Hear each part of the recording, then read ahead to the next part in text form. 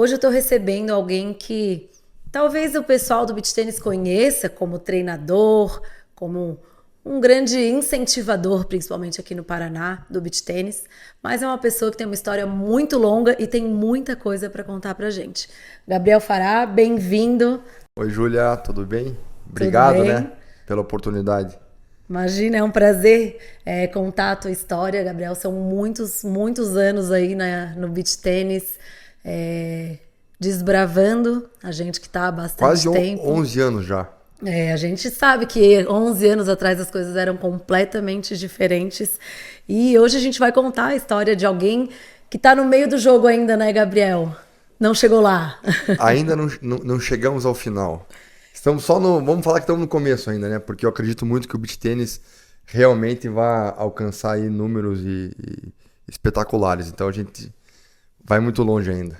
O Gabriel é treinador, empresário, um visionário do beach tênis. Mas antes de Marcela, antes da Academia Vita, teve muita coisa, né, que aconteceu, muitas pessoas que passaram aí pela tua trajetória. Eu queria que começasse contando pra gente um pouquinho como que o beach tênis entrou na tua vida. Bom, eu sempre falo das conexões da vida, né? O meu sonho de infância era ser treinador de futebol. De infância.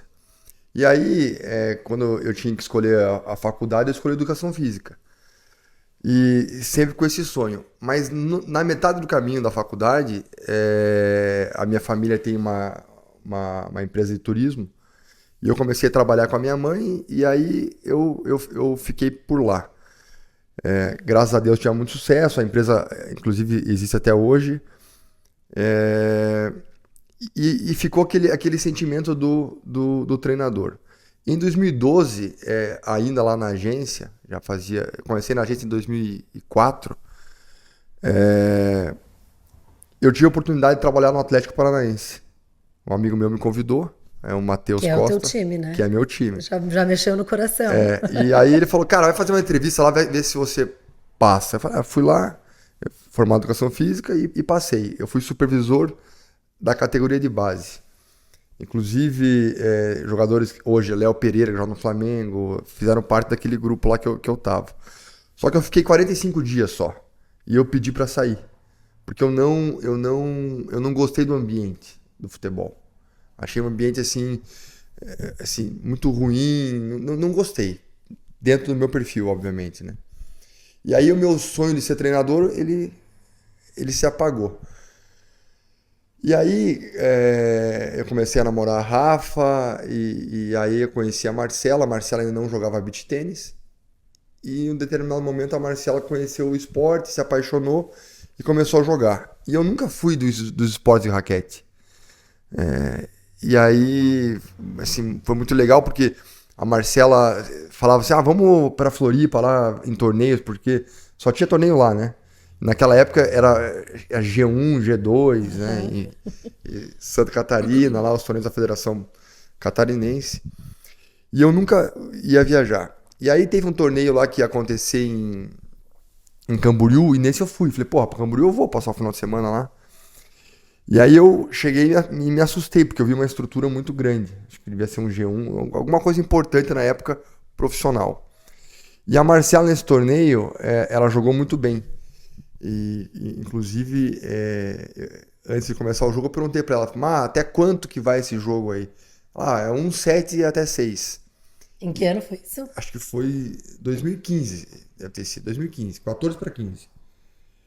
E aí ela tava jogando contra as francesas lá, que eram na época A top. Arro, as Não, irmãs acho que Arro, era a Magali a Garnier. Magali, E aí ela ganhou o primeiro set. E quando ela ganhou o primeiro set, ela saiu comemorando. Só que ela não sabia que era menor de 3. Né? E ali eu vi uma oportunidade. Falei, cara, ela tem potencial, porque ela, né, Sim. ganhou de uma dupla muito boa o primeiro set. Mas ela tá completamente perdida, porque se ela não sabe nem quanto até quanto vai o jogo. E ali eu comecei a entender um pouquinho melhor o esporte e comecei a acompanhar mais a Marcela nas viagens.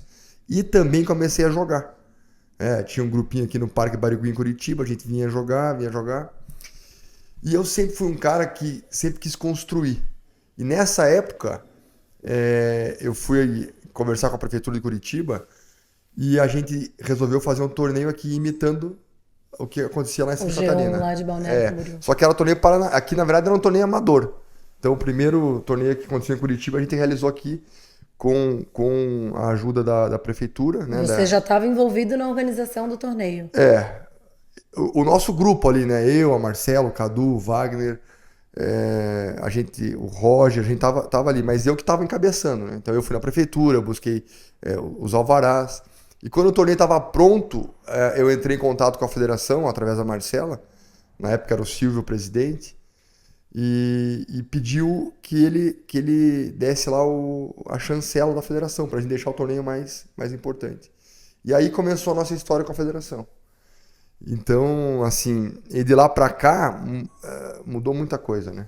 Mas em que momento que você percebeu que isso poderia ser profissão? Beach tênis vai ser a minha profissão.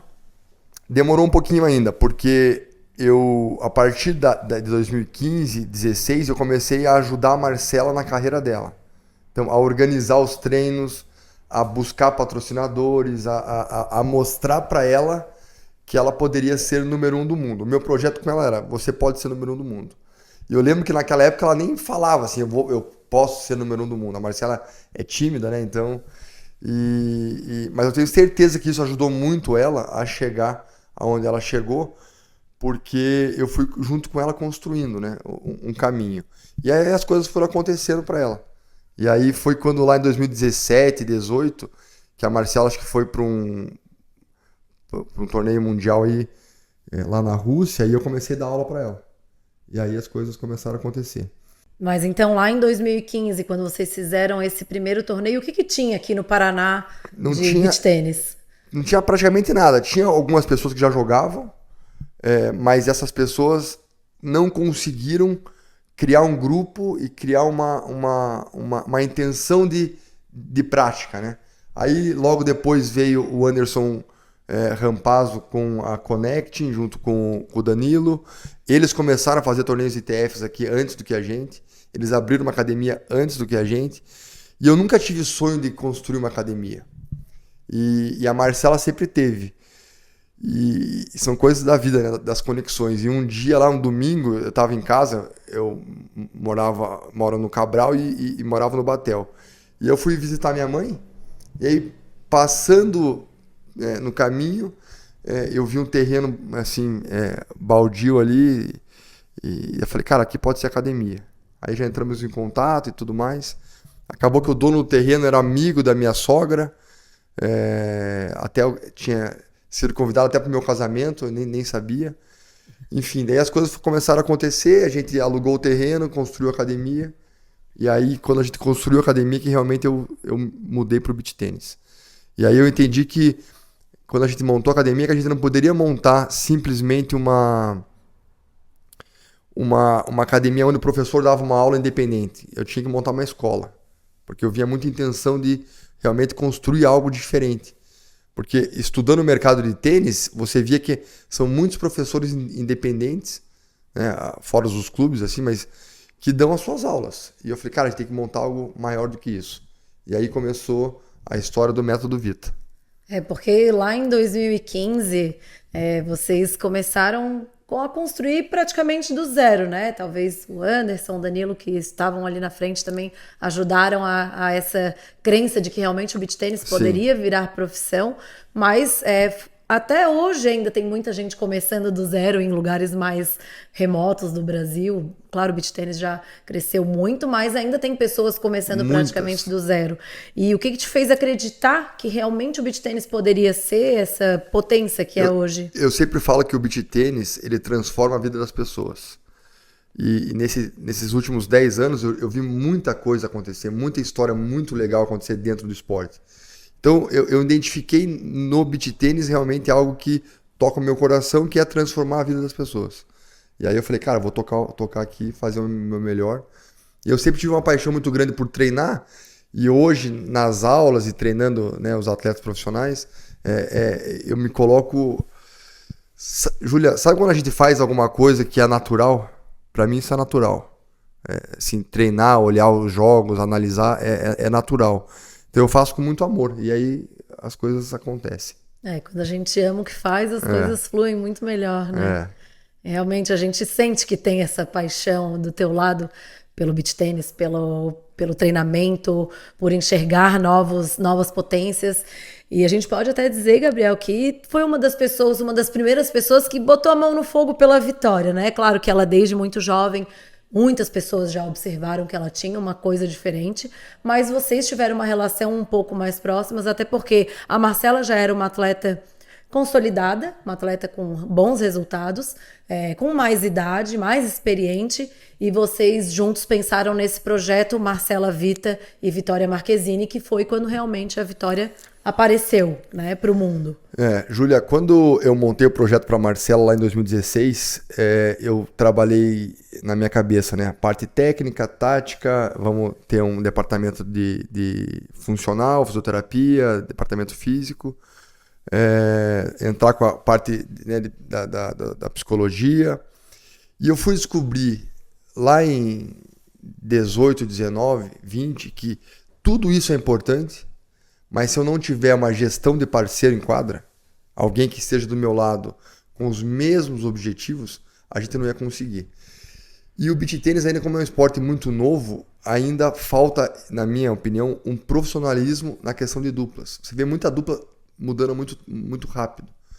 E aí surgiu a ideia de a gente ter alguém mais próximo aqui do Paraná, enfim, e a gente via sempre muito potencial na Vitória. Eu tinha certeza que a Vitória ia se tornar número 1 do mundo. Absoluta.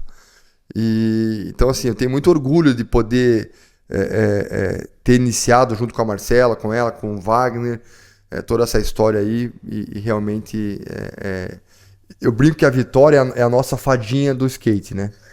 Ela só não é a fadinha porque o beach tênis não está nas Olimpíadas. É verdade. Senão ela seria, né, conhecida aí, muito mais conhecida no Brasil inteiro, porque realmente ela tem um brilho no coração dela ali. Mas conta pra gente um pouquinho, Gabriel, como que foi um pouquinho dos bastidores dessa conexão, Vitória, Marcela, quando tu viu ela jogando pela primeira vez lá com Você sabe que 12 anos, qual foi a tua impressão? A gente tinha um pointzinho na praia lá, em Caiobá, na Praia Mansa, e a Vitória apareceu lá para fazer aula com a Marcela, e ela já treinava lá com o Maranhão, lá em Rolândia, e aí a gente começou a se aproximar, porque realmente ela era diferente. Mas nesse meio do caminho, eu sempre fui muito apaixonado pelo jogo da Daina. Naquela época, a Daina realmente, ela até hoje, né? Mas naquela época ela era, assim, pra mim, fora da curva. Inclusive, eu fui pra Roma, conheci ela lá, eu trouxe ela pra Curitiba em 2019, ela deu uma clínica na academia, na Vita. E quando a gente tava namorando a Vitória, né, a Daina entrou em contato comigo que ela também tinha interesse de jogar com a Marcela. Só que ela entrou em contato assim, eu fechei com a Vitória no domingo, a Daina entrou em contato na segunda. E eu falei assim, Daina, eu amo você, amo teu jogo, mas a gente fechou com a Vitória. E eu conto essa história porque eu tenho certeza que poucas pessoas fariam o que a gente fez. Porque a Vitória era uma aposta. E a Daina, naquele momento, era a atleta, né? Sim. Junto com a Rafa, com a Joana Cortez, com a Paty. Na época, elas eram as melhores. Pra quem tá entrando agora, a Daina naquela época era como Nini, Gaspari, Vitória, Sofia, né? Era o topo do topo. Apesar que a Nini já também... A Nini já quando a gente se conheceu em Aruba em 2016, ela foi campeã. Foi, só balão. Só balão, só lobby.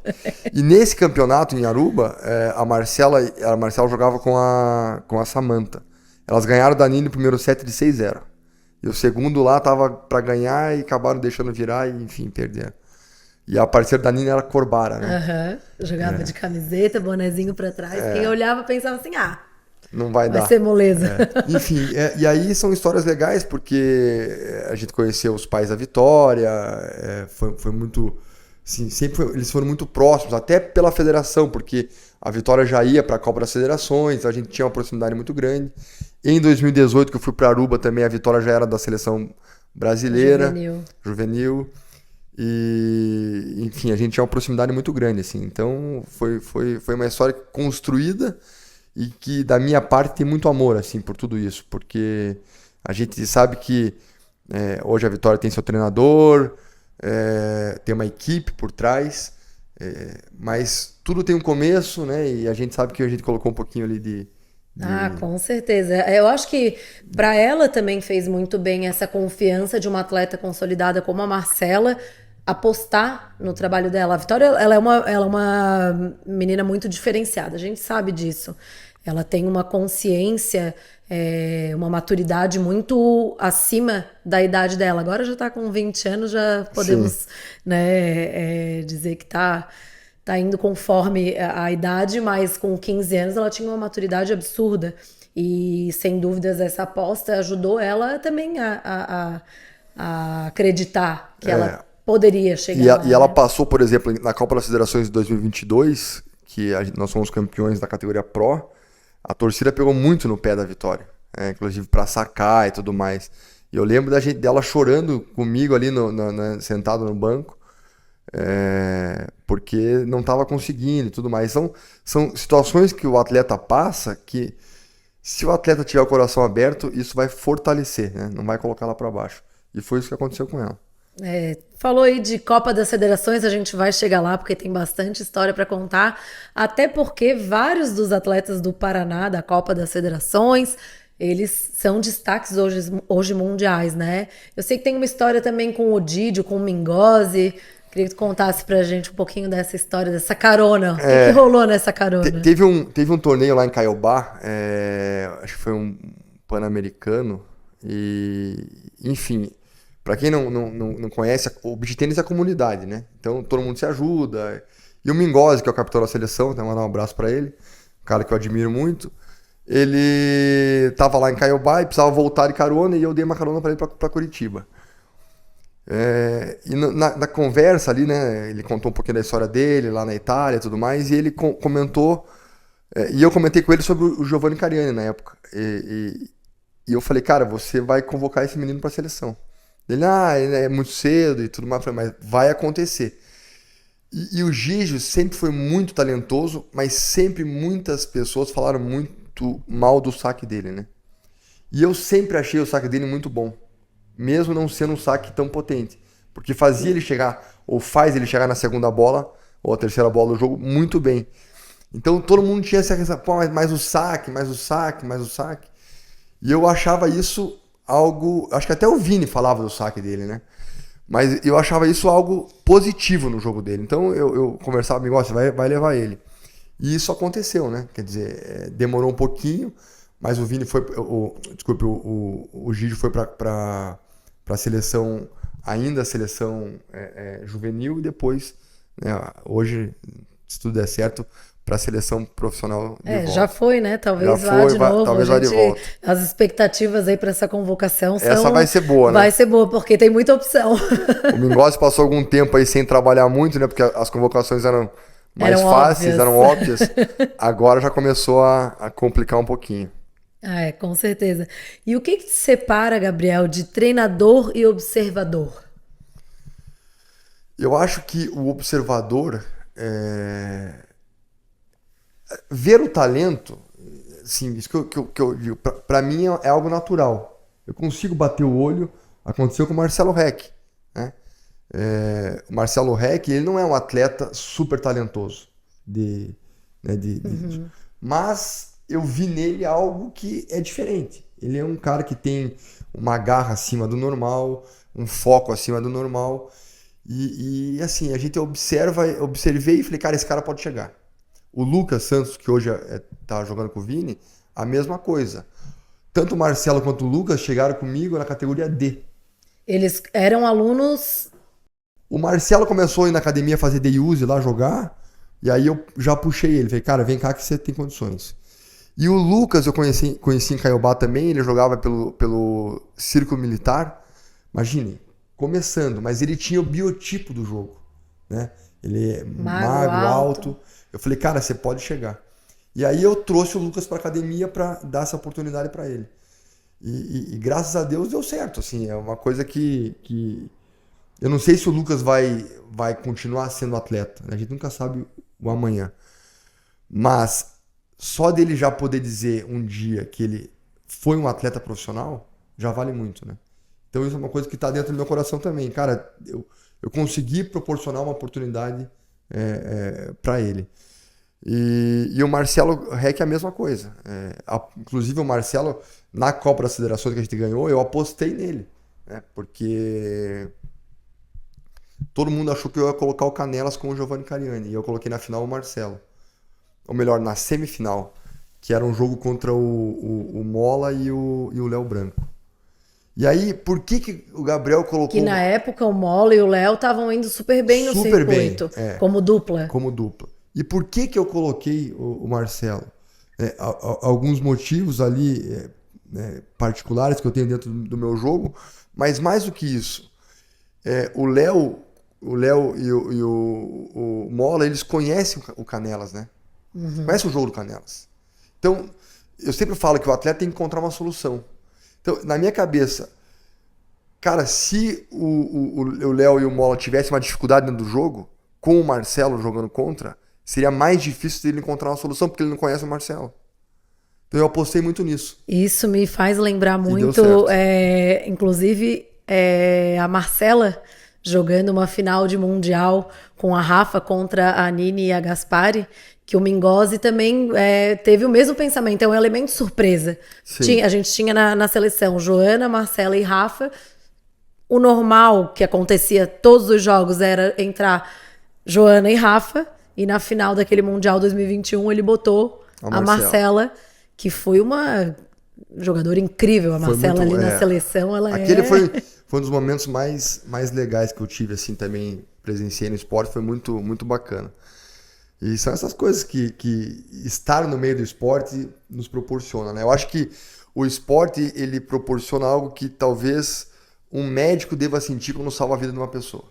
O resto não tem, assim, a emoção de você ver um atleta que está com você ganhando, o próprio atleta vencer uma partida, então isso é muito, muito gratificante. E como treinador, né, o observador a gente falou um pouquinho, mas como treinador, alguns momentos muito marcantes na tua carreira, eu acho que a gente que vive, que respira isso, como você falou, é uma emoção que é difícil de descrever, mas quando um treinador faz esse trabalho e aí vem a primeira convocação da Marcela para a seleção brasileira, me conta essa história. Essa foi uma história muito, muito, muito legal, porque a gente estava na expectativa que a Marcela fosse convocada, mas também o comum era que ela não fosse convocada, porque o beat já estava meio que definido, né?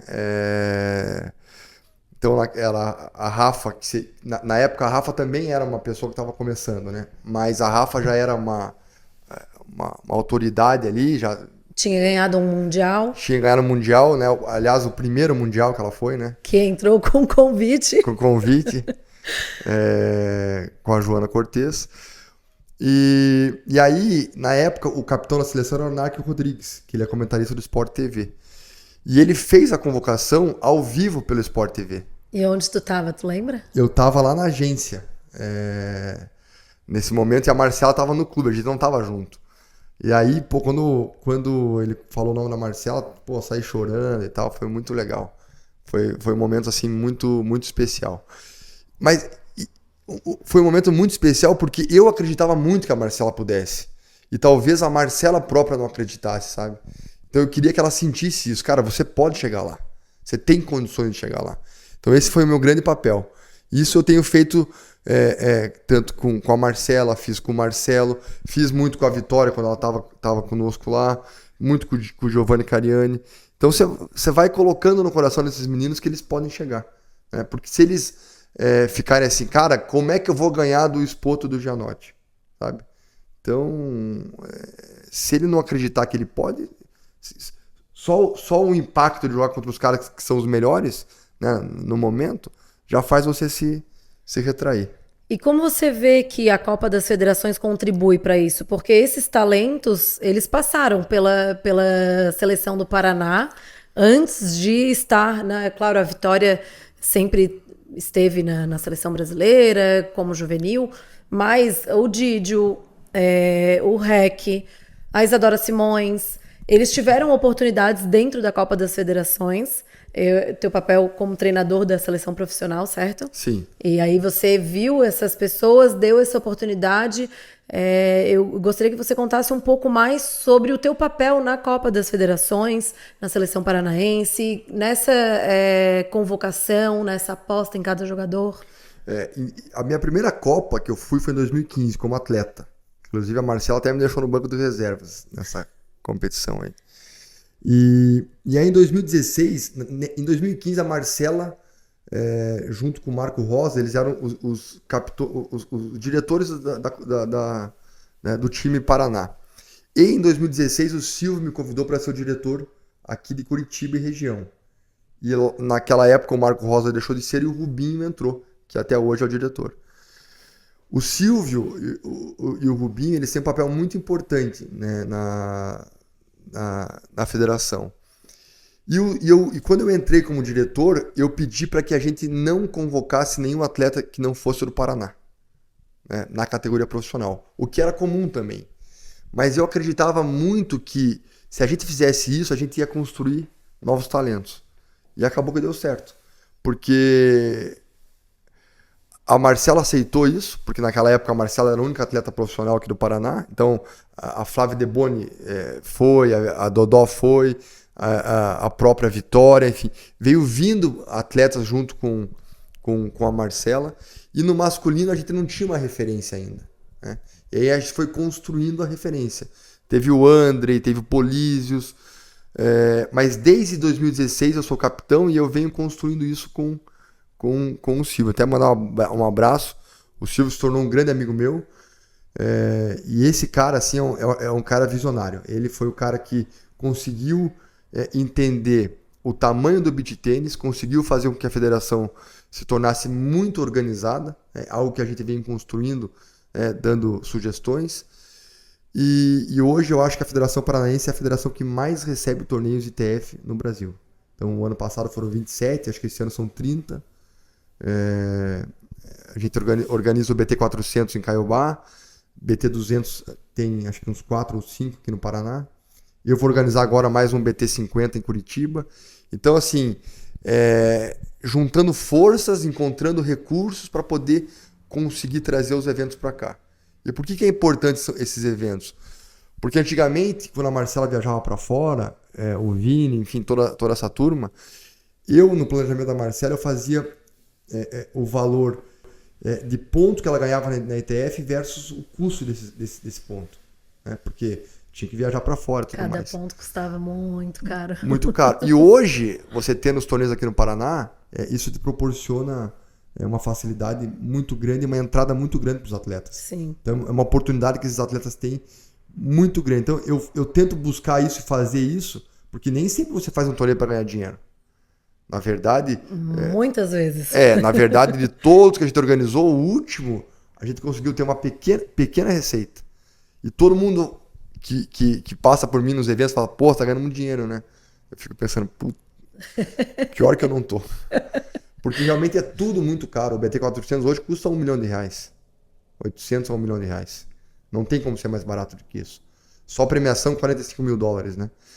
Então, e a gente, por exemplo, vê um torneio em Camboriú sendo realizado, em Balneário Camboriú, que é uma excelência, a gente tem que buscar algo parecido, né? Uhum. Então a gente vai construindo, tem o apoio do governo do Paraná, o governo do Ratinho realmente ajudou demais, a Secretaria de Esportes. Então a gente vai buscando incentivo, mas para isso a gente precisa mostrar a história do beach tênis e a força que o esporte tem, né? Não, com certeza. Você fala muitas vezes a palavra construir. E quem te vê como treinador talvez não conheça outras partes da tua história. Em que momento você percebeu que você poderia construir algo maior para o beach tênis e que você realmente começou a construir, né? Construiu de fato a academia, mas com a metodologia talvez você começou a construir algo a mais para o beach tênis.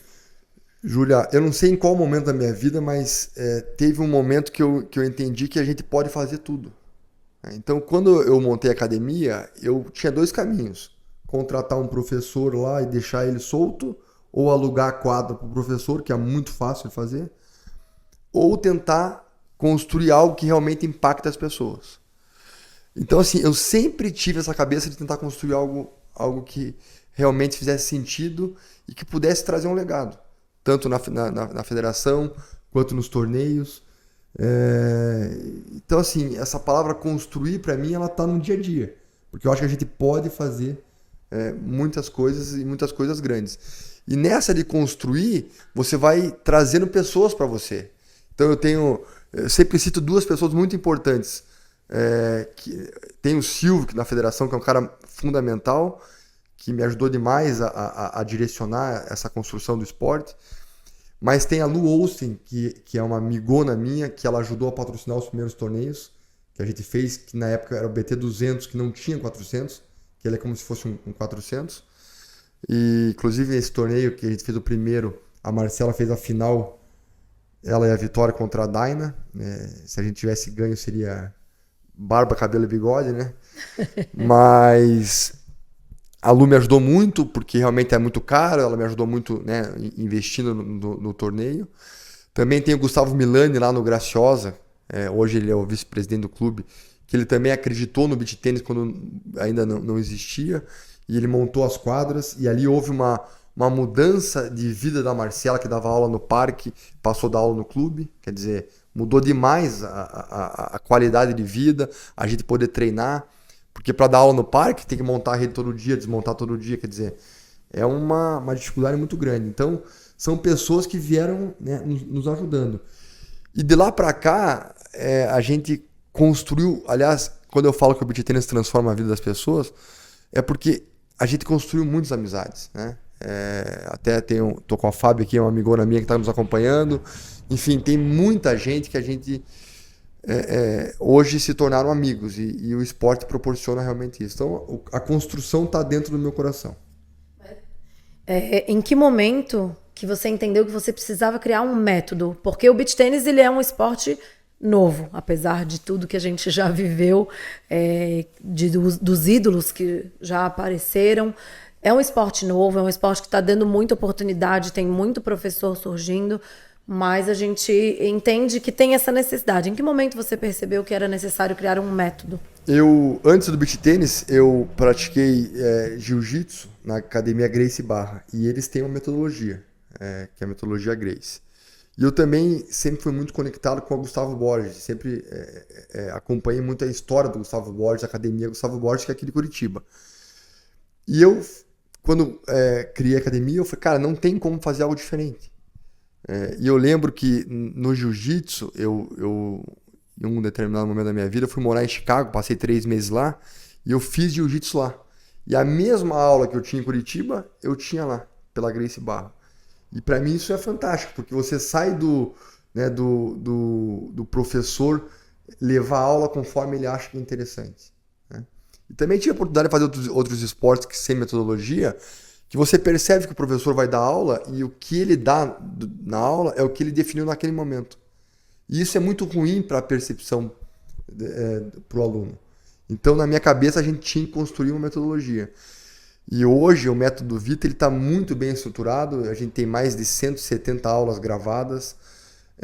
A gente, diferente de outras metodologias que eu vejo no mercado, que eu acompanho, a gente tem um calendário, o professor segue realmente uma aula pronta, o que ele tem que aplicar.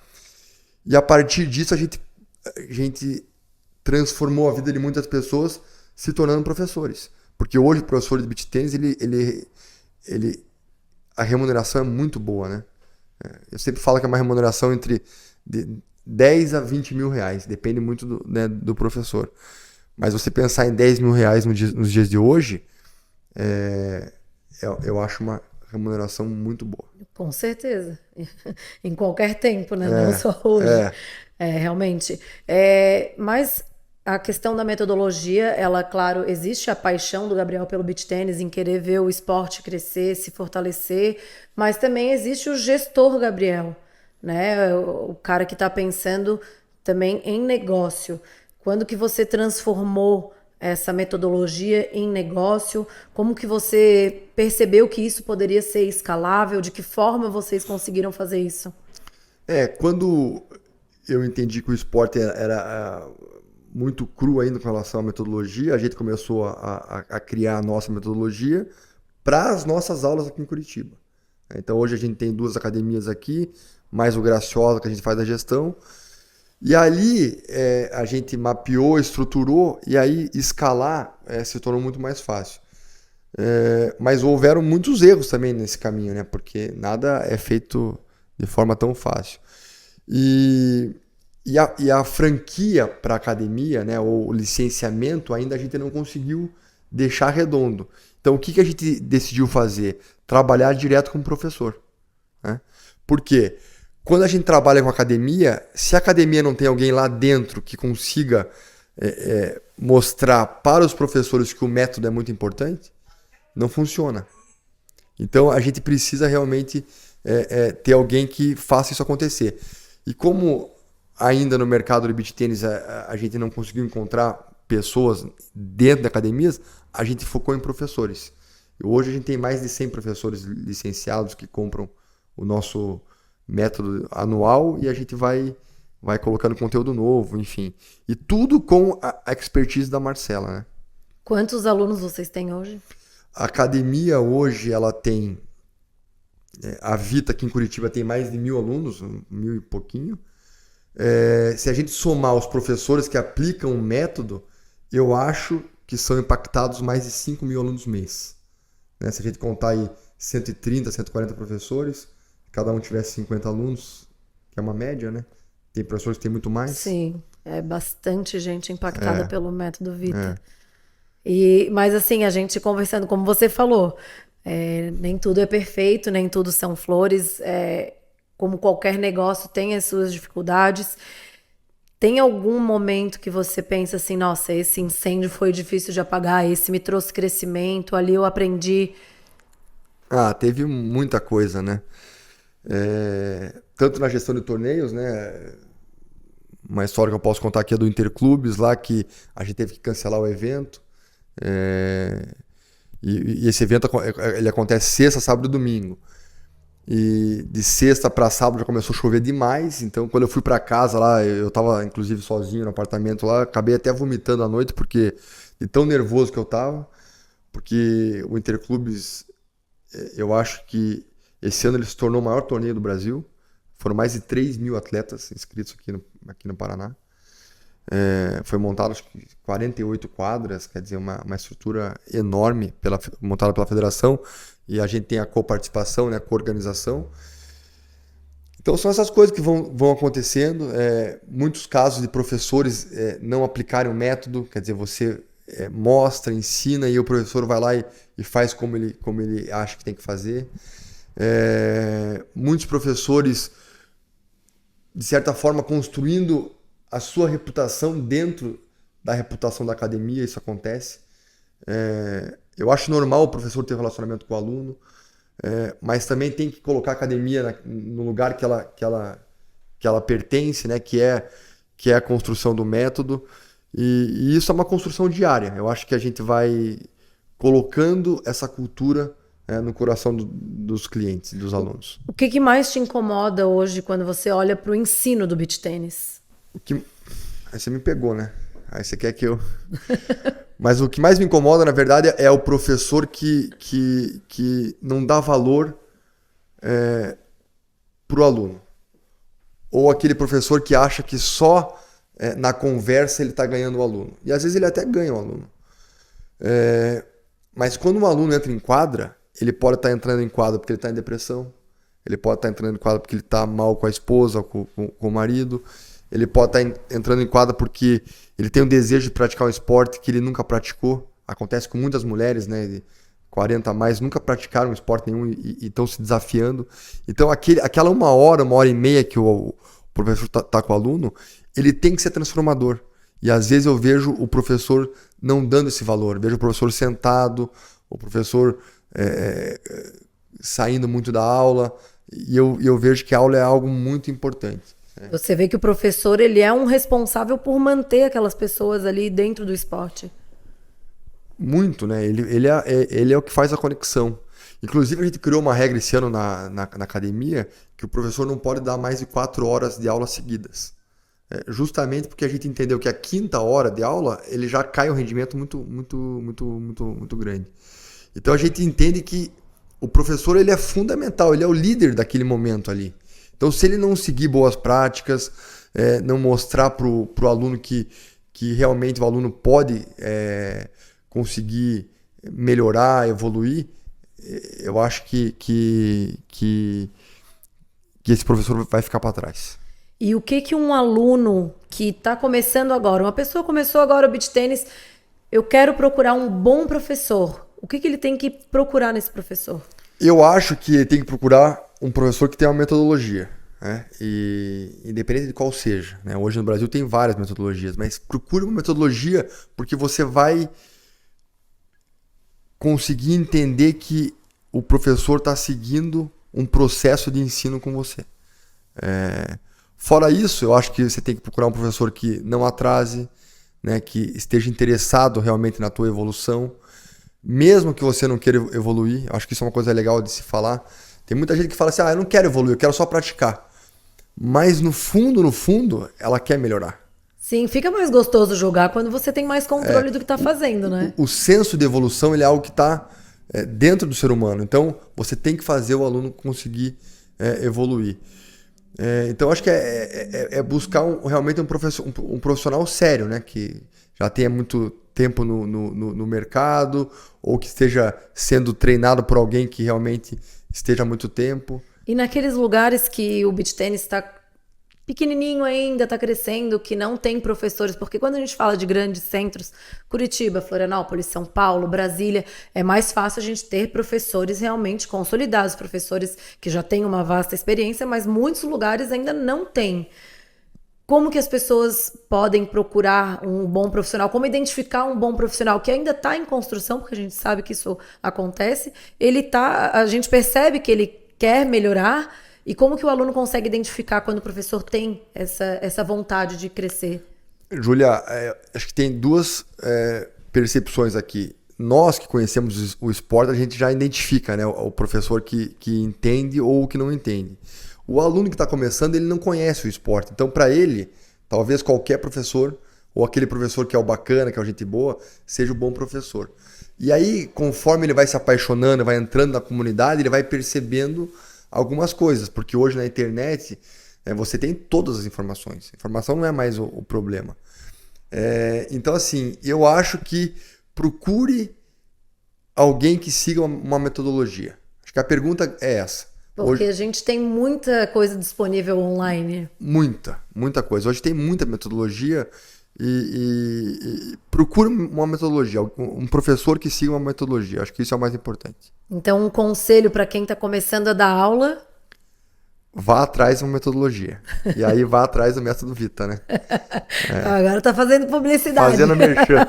Fazendo merchan, tá certo. Gabriel, e agora, para quem é treinador, eu pelo menos recebo bastante isso, vejo que o Vini também recebe bastante essa pergunta. Sou treinador, tenho alguns alunos, porque eu vejo não só treinadores, mas também muitos pais falando, nossa, o meu filho é a próxima Vitória Marquezine, ou o meu aluno é o próximo Didio. Como que um professor consegue identificar que o atleta tem futuro no esporte e como que ele pode fazer para ajudar o atleta a realmente se tornar um profissional? Eu sempre falo que a Vitória e o Gigio, eles trouxeram algo muito importante, né? Que foi mostrar que todo mundo pode, independente da idade, mas também a comparação é muito ruim, né? Quando você pega um menino que tem 16 anos e ele fala, cara, ainda não consegui chegar onde a Vitória chegou, uma menina, ela fala, cara, eu não sou tão boa assim, enfim. Mas aí vai uma dica pro atleta. Cada um tem seu tempo. Acho que isso é muito importante. E para o atleta que está iniciando, né, aquele sub-14, sub-16, não busque vencer a qualquer custo ou só vencer. Busque evoluir. Acho que isso é o mais importante nessa fase. Né? Buscar melhorar a técnica, melhorar o entendimento de jogo, melhorar a tomada de decisão. Isso é muito importante. E para o treinador, é uma pergunta difícil de responder, porque isso é muito... Assim, cada um tem uma percepção, né? O que eu sempre falo, coloque no coração do teu atleta que ele pode chegar. Agora, você tem que ser honesto, né? Por exemplo, se ele não saca bem, você não vai falar, cara, você saca muito bem. Você tem que treinar ele para isso. Mas coloque que ele pode, porque a gente pode construir muitos atletas que têm talento e se tornam profissionais como o Giovanni e a Vitória, mas também tem um cara que não é o talento nato e que pode chegar lá, que eu considero o Marcelo Reck, que não é o talento nato. Senão... E outra coisa, o Marcelo começou velho, né? Ele começou acho que com 32 anos. Então assim... Um menino. É um menino. Cada um no seu tempo, né? Só que o Marcelo tem uma grande vantagem versus esses meninos que estão começando. Qual que é? Ele vivenciou uma carreira numa multinacional e isso trouxe para ele uma experiência muito grande. Né? Eu sempre falo que o grande atleta é aquele cara que consegue resolver problema dentro da quadra. E se o cara consegue resolver o problema fora da quadra numa multinacional, vai ser mais fácil ele conseguir resolver o problema dentro da quadra. Então, assim, a experiência, ela conta muito. Né?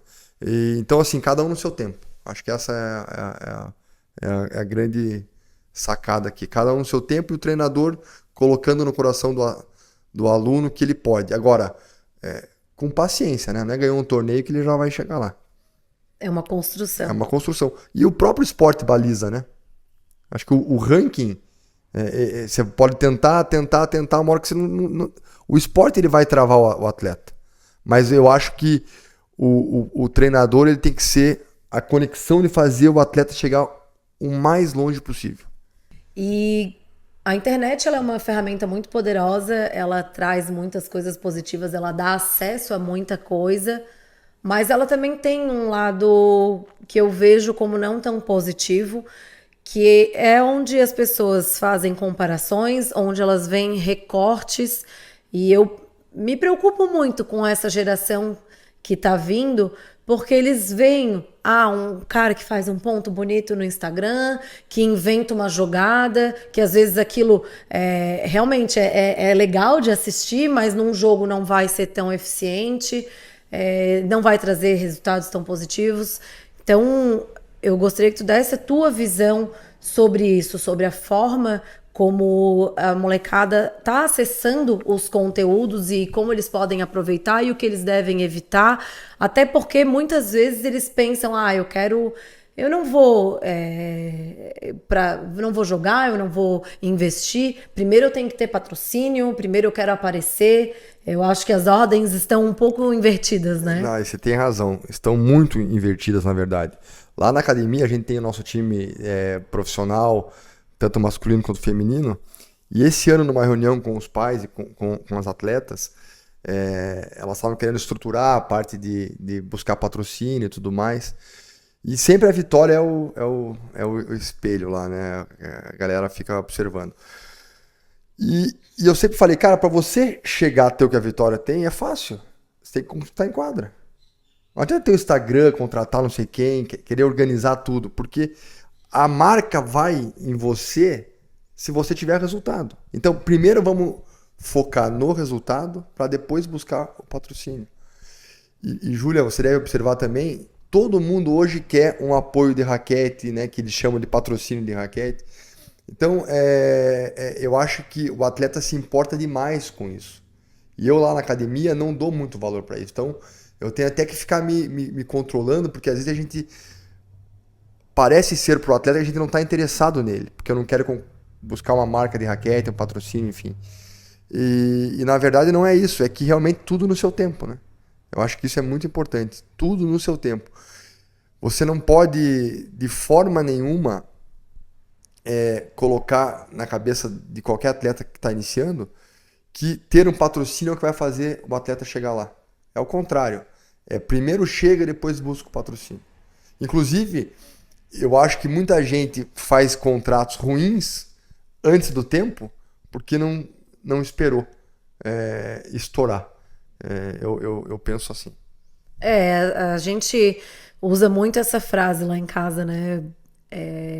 Por que alguém vai acreditar no teu trabalho se nem tu mesmo acredita? Primeiro a gente investe, a gente vai atrás, a gente vê hoje os atletas recebendo um bom salário, os atletas, né, principalmente do topo, vivendo exclusivamente de jogar, tendo marcas incríveis junto, realmente conquistando essa liberdade financeira, mas teve muito investimento antes, né? Com certeza. E eles, o que eu percebo é que eles estão muito preocupados em aparecer e pouco preocupados em treinar, em ter Sem citar resultado. nomes de atletas aqui para não criar polêmica, mas tem muito atleta que hoje já passou e já foi patrocinado por praticamente todas as marcas. E o cara ainda é novo, então eu fico pensando, para onde que ele vai? E aí eu vejo também exemplos como o do Vini, que tá com uma única marca aí há quanto tempo, né? 10 anos. Então assim, isso sim mostra uma pessoa preocupada com a marca. Eu vejo também muito atleta profissional hoje conseguindo patrocínio, mas ele não está preocupado em fazer a marca que está patrocinando ele crescer. Né? Então, assim, aí como que você vai fazer a marca voltar a investir no esporte? Então, quando um atleta top recebe um patrocínio, ele tem que estar imaginando que, além dele estar recebendo, ele está ajudando a comunidade do esporte. Porque se essa empresa patrocinar ele e ver que pode ter um resultado positivo, ela pode patrocinar outros também. Assumir uma responsabilidade. Então, a Marcela também teve pouquíssimos marcas de raquete com ela, mas isso eu acho que é muito importante. Então, o exemplo do Vini, eu acho que é um exemplo aí muito positivo para toda a gurizada. Primeiro, calma para ter patrocínio, para buscar raquete. Não é isso que vai fazer você chegar. Número 2, quando conseguir, tente dar valor para essa marca. Tente fazer mais do que o contrato exige. Né? O que custa fazer um vídeo a mais, falar um pouquinho mais da marca. E quando conseguir, tentar permanecer com essa marca aí por um bom tempo. Acho que isso é muito importante. Eu nunca tive apoio de raquete por opção na academia, né? Até porque a gente tem uma loja multimarcas. Mas esse ano, como eu tenho uma relação muito grande com a AMA, eles estão me apoiando e eu tenho uma relação muito boa com eles e eu estou muito feliz porque é uma marca que eu confio também. E isso é muito importante. Mas lá na academia a gente também vende outras marcas de raquete. Inclusive, Júlia, até queria já comentar aqui que a gente também tem um produto novo lá que é a consultoria de raquete, que é bem legal para o atleta amador, que dá um direcionamento, né, de que tipo de raquete comprar. Porque também não adianta ele olhar a raquete do Vini, vou comprar e vou jogar igual o Vini. Não. Até porque o Vini também, ele customiza a raquete dele, né? Não é uma raquete simplesmente pura. Então, o atleta tem que entender que ele tem que encontrar o que é melhor para ele. Ele pode ter o Vini como referência, a Marcela como referência, o Baran, mas no final das contas, ele tem que encontrar o que é melhor para ele. E isso eu falo muito também para os atletas que querem se tornar grandes atletas, por exemplo, o Luquinhas. Não é o caso, tá? Mas dando um exemplo, não adianta o Luquinhas querer imitar ninguém. Eu vou imitar o Gianotti. Ele tem que construir o jogo dele. Sim. Pode observar, os grandes atletas têm a sua própria característica. Eu posso ter, sei lá, eu gosto do saque do Vini, eu vou tentar encontrar um saque parecido. Eu gosto do smash do Gianotti, mas não é igual. Você tem que criar a tua. Principalmente quando a gente fala de Gianotti, né? Ele tem uma flexibilidade, uma envergadura muito particular. Então as pessoas olham, acham, mas assim, para o corpo dele aquilo funciona. Sim, exatamente. É difícil uma pessoa conseguir reproduzir, né? E o próprio Didi, né? Tem um saque já que é um saque diferente do beat ali, que é um saque saltando para frente. Enfim, cada um com a sua característica. Então, o que eu quero falar pro atleta é isso. Você quer se tornar grande, busque a tua essência. Você tem referências, óbvio que você tem, mas a essência tem que ser sua, própria sua. Porque é isso que você vai mostrar pro mundo. Não é querendo imitar ninguém. Né? E que você quis imitar, eu tenho certeza que não chega. Porque você chega com a tua própria essência. Eu acho que isso é uma coisa que eu aprendi nesses últimos 10 anos. Gabriel, e a gente falando agora de investimento, os atletas investirem em si mesmos, eles buscarem, mas a gente vê muitos atletas da nova geração onde a família apoia, a família investe. Eu já vi mais de um caso onde a família mudou de cidade para que o menina pudesse investir nessa carreira. E eu acredito que tem algum caso particular lá na Vita. A gente tem alguns casos aí de mudar de cidade, de deixar de trabalhar, de pedir demissão. E aquele apelido que me dão é que eu construo monstros, né? Acontece nesses casos. Mas tem um caso bem legal do Bernardo, o Ber Lacerda, que é um atleta que está conosco lá há muito tempo. Esse já se tornou um amigo, né? Ele tem uma família maravilhosa. E a gente conheceu ele num torneio aqui em Curitiba. E a Marcela estava nesse torneio. Ela falou para mim: Gabriel, esse menino aqui, ele tinha 14 anos na época. Cara, o braço dele é muito rápido, ele tem potencial. E aí, nesse torneio, eu conversei com ele, né? E conversei com a mãe e com o pai. Que eles são de Guarapuava. E aí, no dia seguinte, eles foram conhecer a academia, a Vita, na segunda-feira. E daí, conversa, bate-papo aqui, bate-papo lá. A gente, né, apresentou o que a gente tem de treinamento. E na terça-feira, eles voltaram. E, Júlia, eu esqueci no dia anterior perguntar sobre os pais, o que eles faziam e tudo mais. E aí, quando eles voltaram, eles falaram assim, a gente decidiu, ele vai ficar aqui com você. E eu falei, que legal e tal. E eu perguntei pros pais, e vocês trabalham com o quê? Vão morar aqui? Estão vindo trabalhar com o quê? Daí eles falaram, não, a gente tá vindo por causa do Bernardo. E na hora, assim, me deu um frio na espinha. Falei, cara, o que eu tô fazendo? Que responsabilidade. Porque é muita responsabilidade. Com a Júlia Barozzi aconteceu a mesma coisa, ela veio morar aqui. Ela tava quase fechando para treinar em São Paulo. Ela passou o final de semana aqui, gostou, veio morar aqui. O caso do Marcelo Reck, quando pediu demissão da Bosch. Também tem a Dani Magno, que pediu demissão. Gabriel, pedi demissão hoje.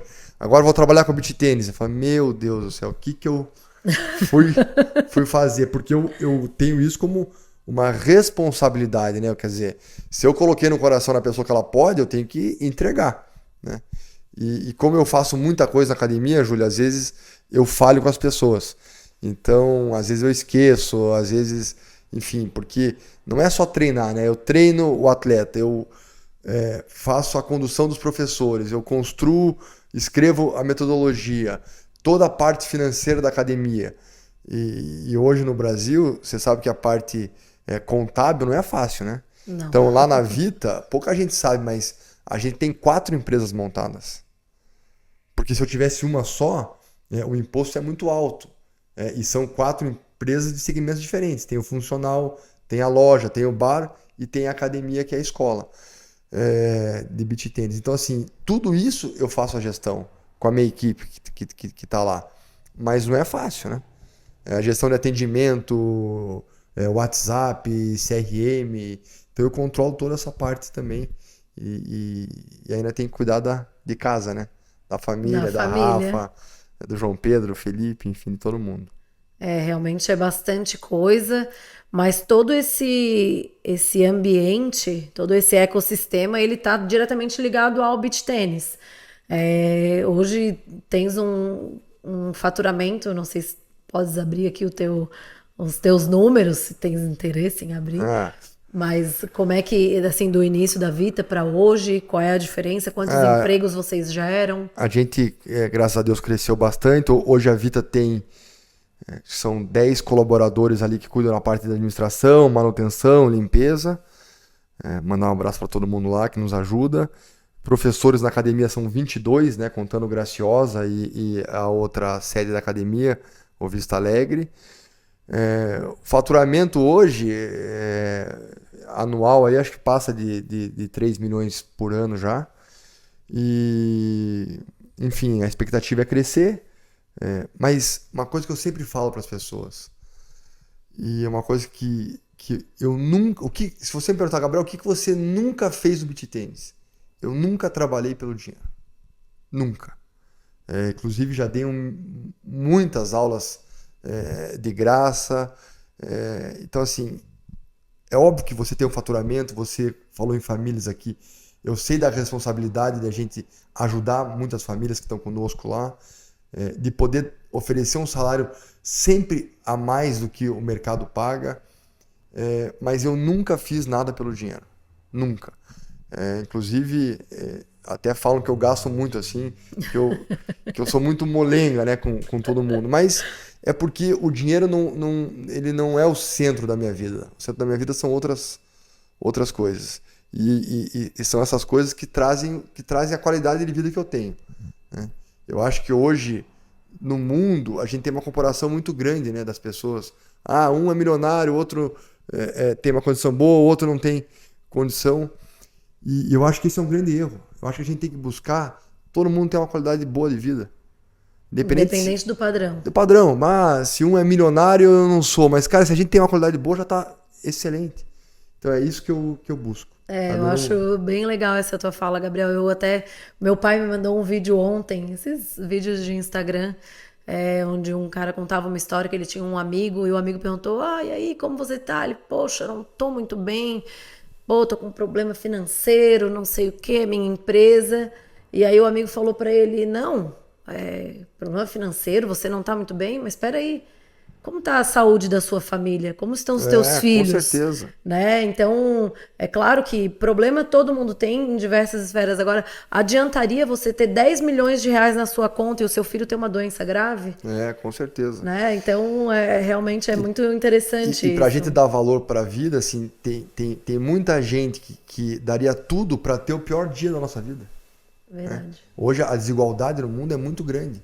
Então, eu acho que a gente não tem que buscar igualdade, porque o mundo não é igual. Todos somos diferentes. O que a gente tem que buscar é todo mundo ter uma qualidade de vida, né, minimamente boa. Né, ter o que comer, ter o que poder ter um lazer, poder ter um tempo de qualidade com a família. Eu acho que isso que vale. Então, eu busco levar essa cultura também, né, lá para os professores, para quem está conosco, para os próprios alunos, porque eu acho que a gente tem que se ajudar. Né? Tem uma aluna nossa, a Amanda, até sigo ela no Instagram, depois a gente coloca aqui. Ela tem acho que 500 mil seguidores no Instagram. E sempre que eu vejo ela, eu falo, vamos chegar no milhão, vamos chegar no milhão. E por quê? Porque, pô, eu fico feliz de ver uma pessoa tendo sucesso. Né? E eu acho que falta isso nas pessoas, sabe? Acho que a gente tá muito preocupado com o que o outro está construindo e às vezes esquece de construir a nossa própria história. No beach tênis, que é a nossa comunidade, é uma coisa que eu falo bastante. A gente lá no início era muito gostoso, porque a gente estava sempre todo mundo junto, o brasileiro, a gente jantar, todo mundo ia jantar junto, café da manhã, todo mundo junto, cada um nos seus horários de jogos, um perdia, ia para a arquibancada torcer para o outro. Eu acredito muito que a comunidade do beach tênis, ela tem essa força por isso, né? Hoje a gente fala muito, eu vejo muitos posts polêmicos, porque pessoas, a mãe ensinando coisa errada para o filho, o pai que está na torcida e xinga o adversário, e as pessoas se preocupam muito quando isso acontece. Porque realmente a nossa comunidade é uma comunidade muito onde todo mundo se ajuda, e a essência do beach tênis ela sempre foi essa, né? Então, o crescimento está fazendo com que venham outras realidades. Mas a gente busca esse começo. E esse começo, eu tive a honra de trabalhar com o Vini e com a Joana no comitê da CBT, que naquela época era muito ativo, e não por mim, né, mas falo muito pelo Vini e pela Joana. Foram duas pessoas que ajudaram demais a construir a base que tem hoje, né? Tanto na CBT, tanto nessa parte de cursos. Foi nessa época que foi contratado o Mingozzi, o Juca Russo, enfim, construído toda uma base para que o esporte pudesse crescer. E muita gente não sabe disso, né? Então, aquele comitê foi formado por vocês, como sempre, ninguém ganhou nada, zero, né? Financeiramente. Eu me lembro, o Vini comprou uma passagem do bolso para ir para Florianópolis fazer uma reunião na CBT. Sim.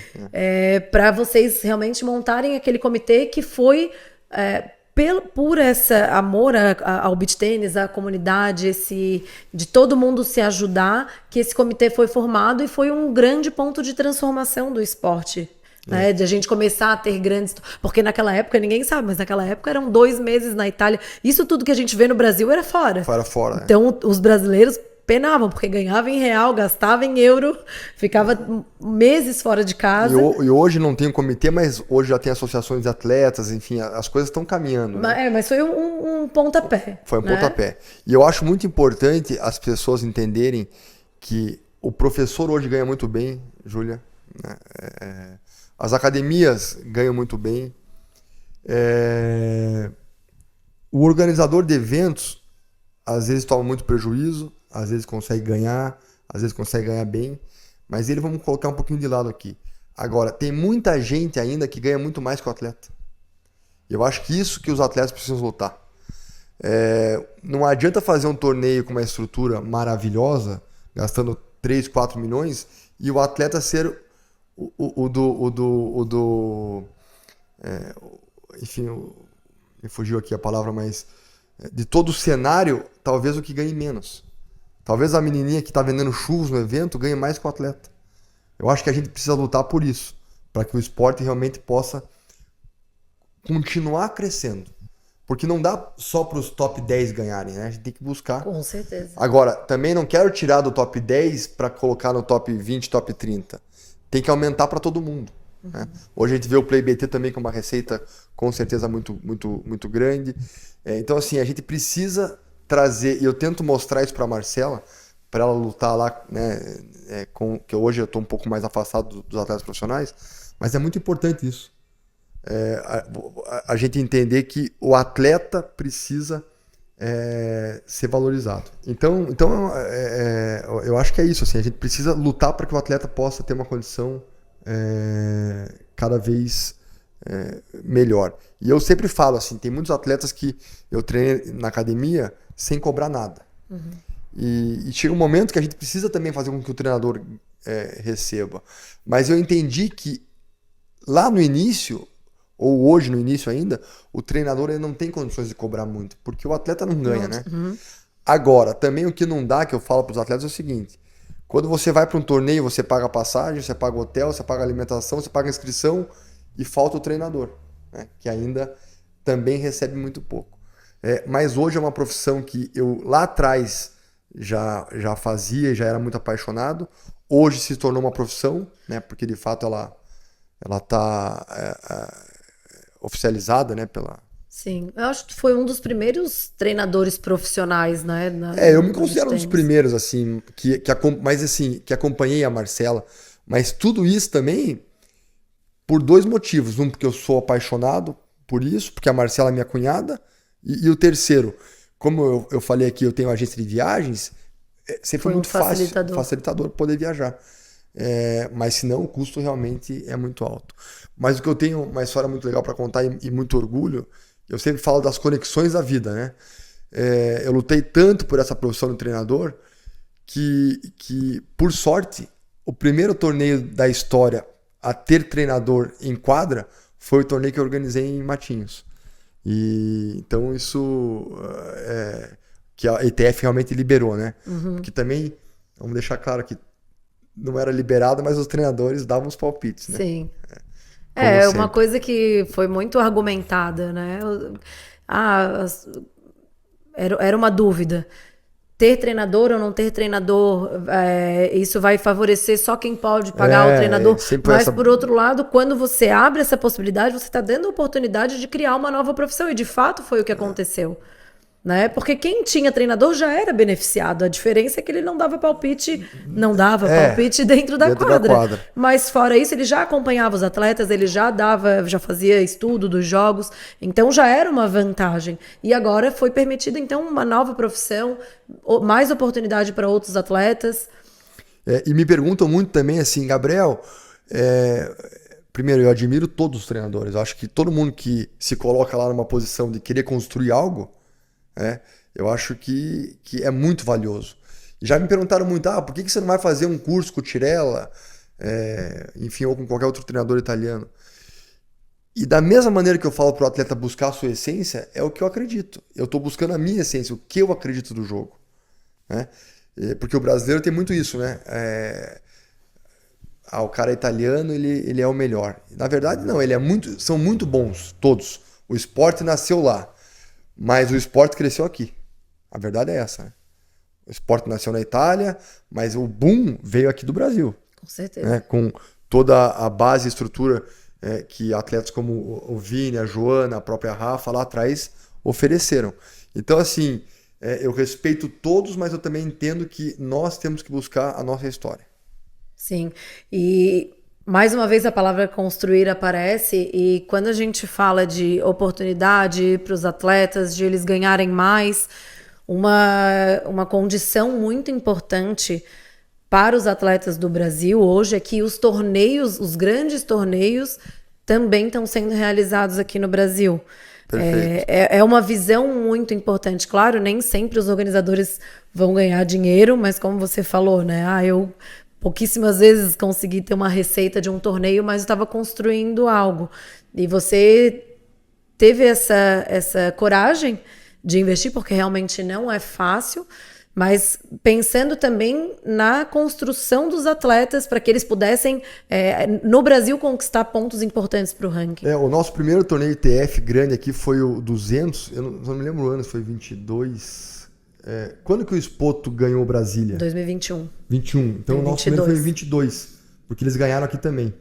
E que eles ganharam Brasília, acho que em novembro, dezembro, né? E aí começou uma sequência deles, o Spoto Gianotti. Então foi 22. Aí 23 que a gente ia organizar e a gente acabou cancelando. Até houve uma grande discussão. Mas a gente teve aqui, Júlia, e aí os atletas também reclamaram muito quando a gente cancelou o outro 200. Mas a gente teve um problema gravíssimo aqui no estado do Paraná, que choveu demais e as estradas ficaram bloqueadas e não tinha como ir muito para o litoral. E aí as empresas que iam patrocinar também não quiseram investir no litoral, porque foi um verão que não aconteceu. Mas aí em 23 a gente já organizou. 23 não organizamos, daí 24 organizamos, 25 e 26. Quer dizer, então a gente vem fazendo. E na época o 200 era o 400, porque não existia o 400, e agora a gente está organizando o 400. E esse ano foi um torneio muito especial, porque tudo aconteceu de forma brilhante, assim. E a estrutura melhorou, o governo do estado do Paraná ajudou demais com a estrutura, também trouxe alguns patrocínios, como a Sanepar, Portos do Paraná, enfim. Também tem um patrocinador que eu quero falar aqui, que acho que é muito importante, que é a Fiat, né? Até mandar um abraço para o Everton, que é lá da Fiat, que nos ajuda demais. A Fiat também tem investido demais no esporte, através da Fiat montadora, né, que é com o Everton, e também ele faz as parcerias com as empresas locais, né? Então a gente tem parcerias aqui em Curitiba com o Circuito Vita, a Fiat também me dá um apoio, então eu tenho muito, muito orgulho disso, porque realmente a gente tem que fazer com que essas empresas entendam que é importante elas estarem no beach tênis. E os atletas também entenderem que é importante essas empresas estarem, né? Muito.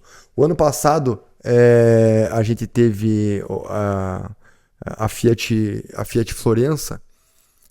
Então tem uma história legal aqui da Fiat, que o ano passado a Fiat Florença, aqui a concessionária aqui do Paraná, de Curitiba, nos patrocinou, e o kit dos atletas tinha que ser pego lá. E aí eu fui lá, fiz vídeo e tudo mais, e acabou que uma aluna nossa comprou um carro. Nossa! Então, valeu a pena esse valeu patrocínio. Muito a pena. No primeiro BT400, a Fiat, ela teve os atletas, a gente levava para o hotel com o carro da Fiat. E aí o Fabrício Neis me contou que acho que a mãe dele ou a irmã compraram o Fiat Fastback também. Sério? Então, porque ele andou lá e tudo mais. Então, parece que não faz, mas faz muita diferença. Mas é importante o conector de tudo isso, que no caso é o atleta, ou nesse caso sou eu, a poder estar impulsionando. Isso é muito importante. Eu sempre falo, é uma engrenagem, né? Uma engrenagem. Engrenagem. Cada peça é fundamental para que ela continue funcionando. Eu faço muita força para que essas empresas realmente tenham vantagem. E a Fiat Florença esse ano está conosco de volta, a gente tem uma quadra na Vita que é da Fiat, enfim, realmente é muito legal. E nessa construção de eventos, claro, a gente falou bastante aqui sobre os eventos profissionais ITF, mas tanto a Copa das Federações quanto o Interclubes, eu vejo que eles são eventos que fortalecem a base, ajudam a construir o futuro e destacar também alguns atletas. Eu queria que tu contasse um pouquinho sobre o Interclubes e o desfecho que aconteceu aí, depois desse medo de cancelar, de vômito. A gente teve o ano de 24 que a gente cancelou o Interclubes na praia, um super prejuízo, porque a gente devolveu as inscrições para todos os clubes, através da federação, da Vita. E eu sempre agradeço muito o Silvio, porque o Silvio é um cara que está com a gente na boa e na ruim, né? Então, ele realmente é um cara que é fora de série. E a Vita, o ano passado, acabou ganhando um torneio, o Interclubes, que foi na UIN, e foi muito legal, porque todo mundo fala, até a Fábio tá aqui conosco, é prova, que eu fico comentando assim, puta, não vai dar pra ganhar na soma de pontos, né? Não vai dar pra ganhar. Eu sempre falo nessa. E nesse é a mesma coisa, não vai dar pra ganhar. E foi super apertado. E no final, assim, a gente precisava que um confronto desse um resultado lá. E quando aconteceu o resultado, eu tava com o João Pedro no colo, daí eu falei, filhão, pô, a Vita foi campeã. E aí ele começou a chorar. Ah, que bonitinho. E eu falo que essa foi a maior emoção que eu tive no esporte, assim, na minha vida. E foi muito, muito especial. E aí a Vita é uma comunidade, né? Uma escola que a gente tenta sempre... não contrata ninguém para o Interclubes que é de fora, sempre com os alunos. A gente não vai para ganhar a qualquer custo. O que é ganhar a qualquer custo? Por exemplo, a Marcela não joga. Eu, na categoria profissional, eu poderia chamar qualquer atleta aqui, chamar o Vini, qualquer um, que eu tenho certeza que por um valor justo viria conosco. E eu sempre tive uma briga com o Clube Curitibano, que é o clube que eu também amo de paixão, frequento, meu filho pratica lá, mas o clube sempre contratou. E eu sempre fui contra, porque não pela Vita ganhar ou perder, né? Porque mesmo o clube contratando atleta profissional, o Marcelo não jogava. Muito em qual sentido? O Curitibano, o Graciosa, são dois clubes em Curitiba muito grandes. E eles têm condições de contratar, né? Inclusive até vai ter a palestra do Bernardinho essa semana, nos dois clubes. Se eles quiserem contratar, acabou. E a gente tem que pensar que uma competição legal não é que um único clube ganhe sempre, né? Então, é por isso que eu sempre briguei muito no bom sentido, mas não é contra o clube curitibano, é a favor do esporte, né?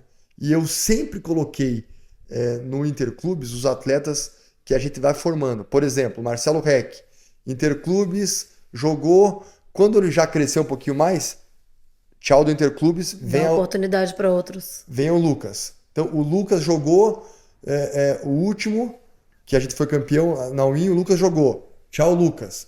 Na praia, já jogou o Bernardo com o Edgar. Então, vai ficar mais 1 ou 2 anos talvez ele jogando, já vem a próxima geração. Porque eu penso muito que o Interclubes ele é um torneio para ajudar a formar atletas, né, a nível profissional. E o amador é aquele torneio que você dá toda a condição para o atleta amador realmente se sentir dentro de uma equipe, né? E que realmente é muito gratificante. Então a gente coloca treinadores para todas as categorias. Gabriel, tá super organizado? Não tá, porque são muitas categorias para poucos treinadores, mas a gente tenta fazer o melhor, né? Então a gente criou essa cultura. Eu também na Copa das Federações, que hoje todo mundo tem treinador, a Federação Paranaense foi a primeira a ter treinador em todas as categorias. Uma coisa legal que eu gosto de falar da federação também, a federação paga ajuda de custo de passagem, paga hotel para todos os atletas, para os treinadores, quer dizer, para os atletas profissionais ela paga uma ajuda de custo, quer dizer, ela investe também o que ela recebe de inscrição, de receita. Uhum. Então isso é muito importante, porque é o que faz, você falou da engrenagem, né? Faz a roda girar. Com certeza, eu acho que essa visão de que valorizar o atleta da casa, formar novos, não ganhar a qualquer custo. Claro que ganhar é bom, todo mundo quer ganhar, e é importante também, os títulos também ajudam.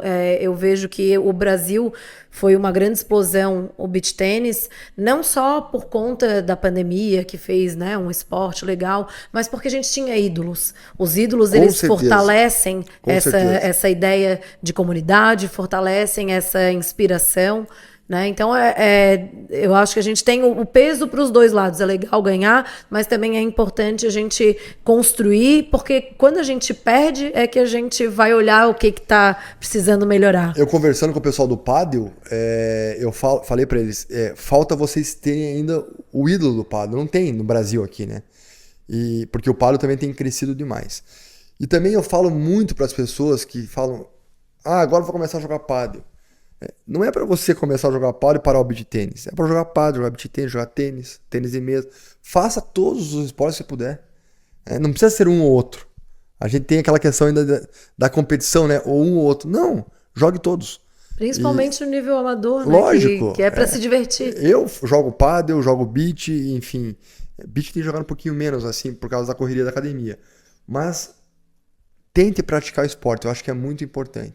Quando alguém vai num torneio na Vita lá e sai na primeira rodada, ela sai triste, eu sempre falo, você tem que estar feliz porque você saiu de casa, veio aqui, você se desafiou, jogou um torneio, isso é muito importante. Com certeza. E, Gabriel, para a gente agora começar a encerrar a nossa conversa muito boa, eu assim tenho inúmeras perguntas para fazer ainda. Eu acho que a gente teria muita história para contar, mas vamos fazer outro qualquer dia. O tempo é contado. Eu vou para Floripa. Isso, vamos combinar. Mas já que a gente falou tanto em construir, o que você ainda quer construir? O meu sonho é construir a maior escola de beach tênis do mundo. Esse é meu sonho. E eu acho que é muito possível. A gente conseguir levar para um esporte que muita gente ainda não achava que é um esporte sério, uma educação séria, um ensino sério. Eu acho que isso faz muita diferença e eu acho que isso vai ajudar muito o Brasil a construir grandes atletas. Eu não me conformo com o Brasil ter feito lá o Guga lá atrás no tênis, né? Depois vieram o Belucci, alguns outros, e agora o João Fonseca, assim, a nível top. A gente tem condições de construir mais atletas, né? E o treinador tem esse poder. Eu escuto muito do tênis os atletas falando assim, se eu for estudar nos Estados Unidos tá bom. Por que tá bom? Você vai treinar todo dia e você só quer pôr a tua cabeça em fazer uma faculdade nos Estados Unidos? Por que você não pode se tornar atleta profissional? Sonhar não custa, né? Qual que é o medo? Né? Eu acho que o brasileiro tem muito essa, sabe, é difícil. Eu não vejo. Até esses dias eu vi, acho que o Tirella falando, eu preciso de 3 anos para fazer um atleta entender o meu jogo. Eu conheço o Tirella, adoro ele, respeito muito ele, é o maior treinador de todos, né? Mais vitórias, acho que isso é inegável. Mas eu acho que a gente não precisa de 3 anos. Acho que você pode construir tudo muito mais rápido. Eu acho que você não pode limitar a pessoa para mudar a empunhadura, vai demorar 6 meses. Por quê? Sabe, eu acho que a gente pode fazer tudo muito mais rápido, muito mais leve. Tirar os conceitos ruins. Tirar aquele conceito de jogar para o universo, que hoje estou jogando mal. Hoje o meu saque não entrou. Por quê? Né? Arriscar mais. Quando você vai fazer um podcast com alguém, você tá pensando hoje não tá bom? Não. Então, por que no esporte tem que ser assim? Eu penso assim, pelo menos. E eu acho que tudo seria muito mais fácil e acho que o nosso trabalho como treinador é esse, de tentar transformar o jogo fora da quadra para que o atleta consiga chegar dentro da quadra cada vez melhor. E como que você quer ser lembrado dentro do esporte? Que pergunta difícil. Viu? Hoje não tá bom? Hoje tá bom. Hoje tá bom. Não sei. Eu quero construir dia a dia e tentar deixar um legado aí de que nesse início, que eu tive muita sorte de começar no beach tennis no início, que eu tentei deixar alguma coisa de bom para a próxima geração. Acho que é isso. Mas, assim, me pegou, não sei responder. Peguei. Tô sendo honesto, pô. Mas essa é a essência. E o que falta pro beach tênis ainda amadurecer? Eu acho que falta muita coisa ainda, acho que falta profissionalizar muita coisa. Acho que falta os atletas poderem realmente receber, ganhar mais. Acho que falta as empresas que investem no beach tênis ter um retorno maior. E acho que a gente não pode achar que o beach tênis já chegou num ponto que não vai acabar. Eu sempre falo, a gente tem que pensar que... Acho que tem 1, 2, 3 esportes no mundo aí que são muito grandes, né? O futebol, o vôlei, talvez o basquete americano, o futebol americano. Os outros tem que são esportes que você pode olhar. O pádel, pega o ranking lá, é Espanha e Argentina. Aí você vai badminton, é asiático. Então, você vê o tênis de mesa, muito chinês agora, que a gente tem o Calderano aí despontando. Então, os esportes são muito regionalizados, né? Pensando no mundo todo. Então, a gente tem que estar lutando para poder fazer eles estarem no coração das pessoas cada vez mais. E o que o Gabriel de hoje diria para o Gabriel lá de trás? Meu Deus, eu lá atrás, eu acho que eu iria construir muito mais rápido do que a gente construiu e iria errar muito menos, né? Porque nessa história toda que a gente vive falando aqui, houveram muitos erros. Então a gente vai aprendendo com os erros e tentando não errar mais. Mas é isso, é tentar fazer sempre o melhor. Ontem eu tive uma oportunidade muito bacana e gratificante na minha vida de treinar o Vini, né? Porque eu respeito muito, o Vini foi número 1 do mundo. Ser número 1 do mundo é igual ser presidente para mim. Ser número 1 do mundo. Eu brinco lá, é número 1 do mundo. Para mim é número 1 do mundo. Não é ex-número 1 do mundo, ele foi número 1 do mundo. E eu sempre falo, Júlia, para os atletas, ensino uma coisa que é o seguinte: quando você vai jogar contra alguém, pense que são 2 bonecos do outro lado da quadra. Não coloque a história daquela pessoa. Quer dizer, não fique nervoso contra aquela pessoa. E ontem no treino eu falei essa frase no início, mas querendo dizer assim, cara, eu tô nervoso aqui com o Vini. Né? Só que eu vou fazer o meu melhor, independente se eu tô nervoso ou não. Eu vou fazer o meu melhor, eu vou observar, eu vou tentar encontrar, vou sentir o feeling do Vini, tentar fazer o meu melhor. E teve um momento que eu fui dar um exercício e aí eu senti o Vini aqui, ele falou, cara, posso? Eu falei, pode fazer o que você quiser. Sabe? Pode me dar uma sugestão. Vamos dar uma sugestão que eu senti que o Lucas precisa disso no jogo e tal. Então esse, eu acho que não que eu seja um grande treinador, mas é o feeling do grande treinador. Sabe? Eu não sou o dono da verdade, eu tenho que estar conectado com os atletas. Então foi uma experiência que, por mais que tenha sido 1h30 só, foi muito rica para mim e eu já levo coisas para poder hoje já aplicar em quadra. Mesmo 10 anos depois, continua aprendendo, evoluindo. Mas todo dia, todos os dias. E uma coisa que eu percebo também, eu considero o Vini um grande treinador, eu acompanho ele há muitos anos dando aula, ele não é treinador profissional, mas muitas aulas, muitas clínicas, Sim. E eu vejo que ele aprende com atletas profissionais e com atletas categoria D. Com certeza. Né? Pessoas que estão começando, às vezes fazem uma pergunta para ele e dizem, espera aí, tem razão, isso aqui pode ser assim. Então é um grande... a humildade de entender que todo mundo tem alguma coisa para ensinar pra gente. E não muito existe legal. certo ou errado, né? Por exemplo, o Tirella tem o estilo de jogo dele lá. Eu tenho o meu, o Vini tem o dele. Então eu vou passar pro Vini, por exemplo. Pode ser que o Vini não concorda. E tá tudo certo. Agora, eu tenho que ter capacidade de ir colocando no coração dele o que ele acredita, né? Também não adianta você ser treinador e querer impor nada, porque ninguém vai aceitar. Então eu sempre falo para os professores, com os alunos, não imponha nada. Veja se faz sentido para o aluno. Por exemplo, eu tenho uma aluna, a Vanessa, mandar um beijão para ela pega na empunhadura super alto.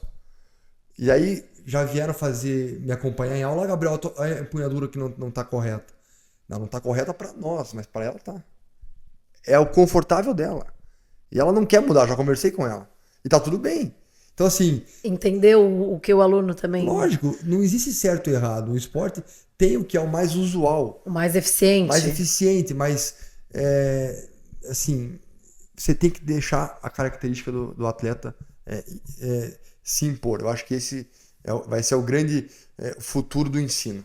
Muito fugindo dos mínimos detalhes e indo mais pro que o atleta se sente à vontade em fazer. É isso. Esse episódio ele mostra uma coisa muito clara. Tem gente que ensina, tem gente que ajuda a construir o esporte. E o interessante, eu acho, da tua história é que o tempo inteiro você fala como alguém que está construindo, alguém que ainda não terminou, não chegou lá. E talvez essa seja a beleza da vida, né? A gente está sempre aprendendo, sempre evoluindo. Sempre buscando encontrar soluções para os caminhos que a vida nos oferece, né? É isso. Obrigada, Gabriel. Não sei se queres te despedir, falar alguma coisa para alguém. Não, queria só agradecer a minha família, a Rafa, né, que está sempre do meu lado, a própria Marcela, toda a equipe da Vita, né? Que também os professores, os colaboradores.